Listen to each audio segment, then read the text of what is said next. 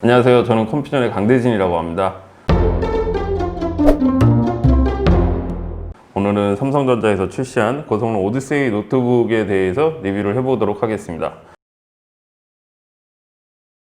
이번 리뷰는 NT850 XCJ XC716이라는 모델을 가지고 해볼 생각인데요. 우선 디자인하고 외관에 대해서 먼저 알아보도록 하겠습니다. 외관은 금속 재질로 된 바디와 여기 보시면은 용의 눈을 형상화했다는 엠블럼이 상당히 인상적인데요. 잘 보이시려는지 모르겠는데 마우스 패드 쪽에 다마스커스 무늬를 형상화한 이런 부분들이 굉장히 인상적이시죠? 일단 외관에 대한 설명 부분에서 가장 중요한 거는 이 제품의 디자인 부분이실 텐데, 제품을 정확하게 보시면은 여기가 이렇게 홀이 있습니다. 삼성에서 자랑하는 쿨링 시스템 부분을 최대한으로 효과를 내기 위한 디자인이라고 보시면 돼요. 그냥 외관으로 보셨을 때는 뭔가 이렇게 떠 있고 이뻐 보이지 않는 호불호가 갈리는 디자인일 수도 있긴 한데, 이 제품은 성능을 위주로 한 상품이기 때문에 이 정도 공간에 대한 부분이 나중에 큰 역할을 하게 될 거라는 거를 뒤에 좀 설명을 드릴게요.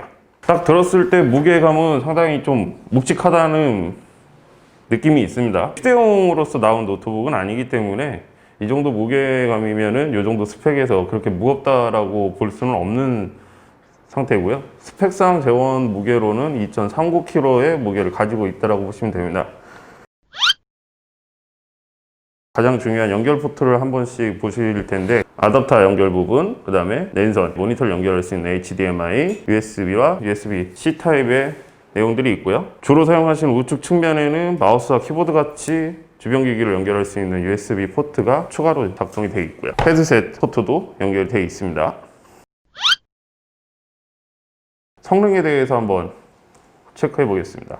CPU는 게이밍 노트북에서 다 들어가고 있는 이제 10세대 H라인의 고성능 CPU를 사용하고 있고요. 메모리는 16기가. 클럭은 그다지 높진 않습니다. 다들 생각하시는 3200이나 요새 나오고 있는 4200 메모리까지 생각을 하시는데 그렇지는 않고요. NVMe로 512가 들어가 있어요. 그렇기 때문에 별도의 추가 장착을 하지 않으셔도 충분히 저장 공간이 있는 넉넉하다고 생각이 되는데, 뒷면에 보시면은 뒷면 홀만 뜯으셨을 경우에 메모리와 SSD를 추가로 장착할 수 있는 부분들이 존재합니다. 나중에 상품 정보 DB에 보시면 여기 이렇게 친절하게 표시가 되어 있습니다. 최대 메모리는 2개까지 확장이 가능하고 SSD도 2개까지 확장, 그리고 게이밍 노트북이기 때문에 하드디스크를 장착할 수 있는 부분이 있죠. 그래서 성능적으로 확실하게 표시를 해야 되는 상품이기 때문에 흔히 삼성에서 나오고 있는 이온이나 플렉스 제품하고 다르게 확장성이 상당히 크다는 것을 아실 수 있을 겁니다. 그리고 게이밍 노트북에서 가장 중요한 그래픽 카드, 이거는 엔비디아사의 RTX 2070 슈퍼가 탑재가 되어 있는 상태고요. 현재 나오고 있는 노트북 그래픽 카드 중에서는 거의 최고 성능을 자랑하신다고 생각하면 됩니다. 2080 Ti가 들어가 있는 제품들도 몇몇 외산 상품에는 있긴 한데, 현재 삼성에선 가장 좋은 그래픽 카드를 사용하고 있고요. 기존의 GTX 10 시리즈에 비교했을 때 최대 6배 성능이 나온다고 하고 있습니다. 수치상 6배의 숫자이기 때문에 실제로 느껴지시는 체감이 굉장히 뛰어나실 거라고 보시면 되고요. 흔히들 많이 테스트를 하고 계신 3D마크 11에서도 기존 800 시리즈 오디세이에 비해서 47%의 성능 향상이 나타나기 때문에 그래픽카드 성능에 대한 향상 부분이 상당히 잘 된 상품이라고 보실 수 있습니다. 그리고 메모리, 아까 앞서 말씀드렸듯이 16기가의 메모리를 장착하고 있기 때문에 어떤 게임을 하시든 간에 메모리 용량 부족으로 인한 부분은 나타나지 않으실 거예요. 사펑 같은 것들은 솔직히 안 됩니다. 근데 노트북으로 기대하시는 게임은 아니실 거라고 생각을 하니까 오버워치라든가 롤 이런 것들은 다 되고요. 배틀그라운드도 거의 풀 스펙으로 돌릴 수 있는 스펙 정도 됩니다. 프레임도 잘 나오실 거고요.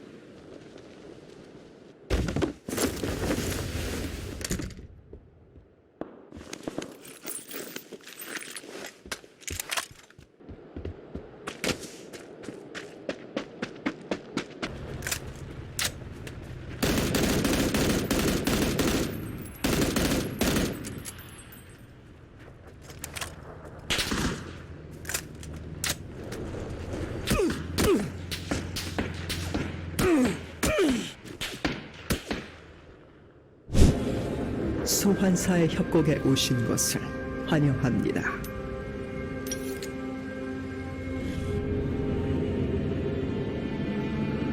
미니언 생성.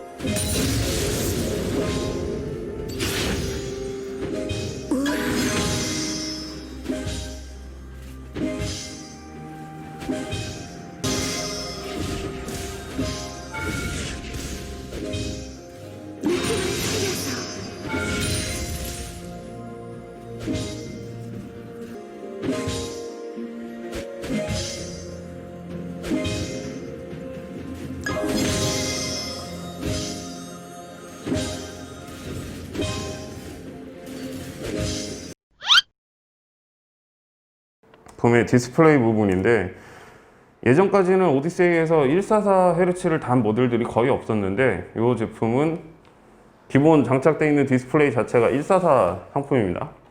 그렇기 때문에 별도의 모니터 연결을 하지 않으셔도 이 제품만으로도 충분히 그 부드러운 화면 전환이라든가 프레임을 느끼실 수 있는 상황이고요. 그리고 또 G싱크가 기본으로 탑재가 되어 있기 때문에 G싱크 기능을 활성화했을 경우에 빠른 화면 전환이나 끊김 현상 같은 것도 거의 느끼시지 못하는 그런 상황이 되실 거예요. 근데 뭐 집에서 놓고 쓰실 때 이 정도 화면은 작기 때문에 모니터를 연결해서 사용하시는 것을 추천드리고요.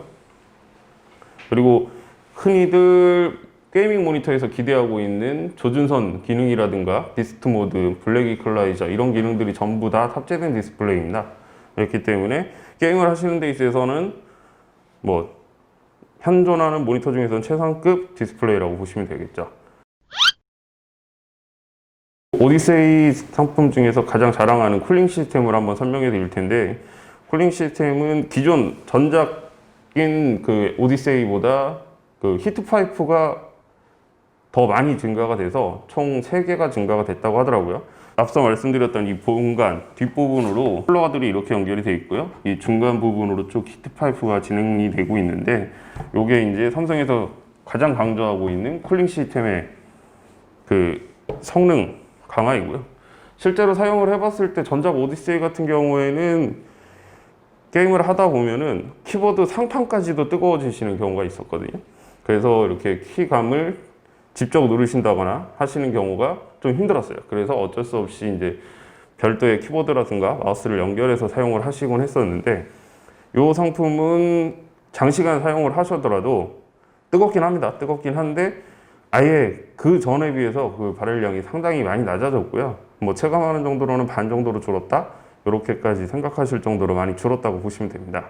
그렇기 때문에 요거는 DB에서 자세히 보시면 아시겠지만 쿨러 부분이 강화가 됐고, 그 쿨러를 연결하는 히트 파이프의 개수를 상당히 많이 늘렸기 때문에, 그리고 요 호불호가 갈리는 디자인 부분에서 상당히 많은 양의 열기가 급속도로 빠져나오기 때문에 웬만한 성능의 프로그램을 돌렸을 때는 그렇게 쉽사리 뜨거워지지 않으신다라고 생각하시면 됩니다. 따뜻한 정도? 네. 마지막으로 설명드릴 건 오디세이 모드에 관련된 부분인데요. 올해부터 삼성에서 상당히 많은 소프트웨어들에 신경을 쓰고 있는 상황이 보이는데, 이 상품도 게이밍 기능을 지원하듯이 이렇게 오디세이 컨트롤이라는 프로그램이 깔려져 있고요. 시스템 성능에 대한 부분을 전반적으로 보실 수 있는 이런 부분하고, 그 다음에 게임의 표적 기능이라든가 디스플레이 모드 이런 것들을 바꾸실 수 있는 오디세이 모드가 또 있고요. 성능 쪽에서 기본 실행하시는 부분들에 대한 뭐 게임 화질 모드라든가 디스트 모드의 온오프 이런 것들을 한 번에 컨트롤 프로그램에서 설정하실 수 있는 기능이 있으니까 게임을 즐겨 하시는 분들은 요거를 좀 잘 활용해 보시면 될 것 같습니다. 그리고 단축 키로는 펑션 키하고 F11키를 누르시면은 그 저장해 놓은 프로파일로 손쉽게 전환이 가능하시니까 잘 활용하시면 좋으실 것 같아요. 지금까지 저희가 그 삼성 오디세이 NT850XCJ, XC716이라는 모델에 대해서 알아보았고요. 10세대 헥사코어 CPU와 RTX 2070이 조합돼서 강력한 성능을 나타내는 제품이라고 보시면 돼요. 딱히 게이밍으로 홍보를 하고 있지만 게임을 하시고자 하시는 분들만 사용하시는 제품은 아니라고 보고요. 강력한 그래픽카드 성능 때문에 그 많은 편집자분들이라든가 아니면은 흔히 사용하시는 CAD 프로그램들 이런 것들을 사용하실 때도 충분히 활용이 가능하시고요. 게이밍이라는 거에 국한되지 않으시고 여러 가지 용도로서 활용하실 수 있는 부분들을 사용하신다고 하시면 좋은 선택이 되지 않을까 싶습니다. 이상으로 오늘 리뷰를 마치겠습니다.